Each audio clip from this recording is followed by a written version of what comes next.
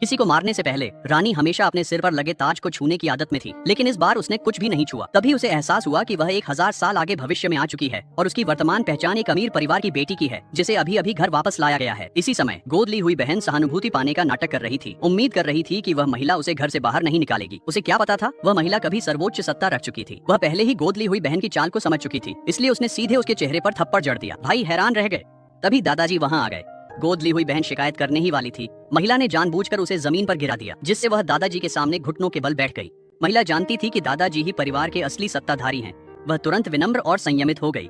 उसने समझाया कि उसने गोद ली हुई बहन को अनुशासित इसलिए किया क्योंकि उसे चिंता थी कि कहीं बाहर वाले यह न कहें कि असली बेटी मिलने के बाद परिवार ने गोद ली हुई बेटी को छोड़ दिया, जिससे परिवार की प्रतिष्ठा को नुकसान पहुंचेगा। उसने कहा कि वह दादाजी की ओर से गोद ली हुई बहन को सही आचरण सिखा रही थी।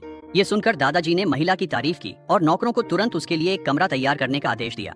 नौकर ने कहा कि फिलहाल केवल एक गेस्ट रूम ही उपलब्ध है। गोद ली हुई बहन ने फिर से दिखावा किया कि वह अपना कमरा छोड़ने के लिए तैयार है। उसे विश्वास था कि दादाजी मना कर देंगे। अप्रत्याशित रूप से महिला ने जवाब दिया, चाहे गेस्ट रूम कितना भी बड़ा हो, वह फिर भी बाहरी लोगों के लिए ही होता है। ये सुनकर दादाजी ने महिला को गोद ली हुई बहन के कमरे में शिफ्ट होने की अनुमति दे दी। दादाजी के जाने के बाद भाइयों ने महिला को चेतावनी दी कि जन्म के समय अदला बदली होना गोद ली हुई बहन की गलती नहीं है और उससे अपनी नाराजगी न निकालने को कहा। महिला ने कहा कि उसे हमेशा गोद ली हुई बहन के माता पिता द्वारा सताया गया है। फिर उसने अपने शरीर पर लगे चोटों के निशान दिखाए। उसकी बातों ने भाइयों को भावुक कर दिया। सबसे बड़े भाई ने उसकी भरपाई के लिए $50 लाख निकाले और कहा कि वह उसकी कोई भी मांग मान सकता है। इस मौके का फायदा उठाते हुए महिला ने प्रस्ताव रखा कि वह परिवार की कंपनी में काम करना चाहती है। यहाँ तक कि 1000 साल बाद भी वह सत्ता के शिखर पर खड़ी होना चाहती थी। महिला के पहले दिन काम पर गोद ली हुई बहन ने भी वहाँ इंटर्नशिप करने की इच्छा जताई। बाद में जब दोनों ने अपना परिचय दिया तो गोद ली हुई बहन ने सीधे अपनी पहचान बताई और दावा किया कि महिला गाँव से आई एक रिश्तेदार है जो उन पर निर्भर रहने आई है।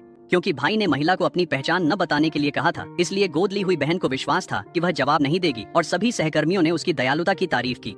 अप्रत्याशित रूप से महिला ने भी अपनी पहचान उजागर कर दी और गोद ली हुई बहन के माता पिता की गलतियों को सामने ला दिया। ये सुनकर गोद ली हुई बहन ने एक गिलास पानी उठाया और महिला के चेहरे पर फेंक दिया। महिला ने एक बड़ा कप गर्म पानी उठाया और बदला लिया। गोद ली हुई बहन अपने मैनेजर बॉयफ्रेंड के पास शिकायत करने दौड़ गई। जैसा कि उम्मीद थी, मैनेजर ने अपने अधिकार का इस्तेमाल कर उसे दबाने की कोशिश की। महिला ने सीधे दरवाजा लात मारकर खोल दिया। मैनेजर ने सबके सामने उसके चेहरे पर थप्पड़ मार दिया।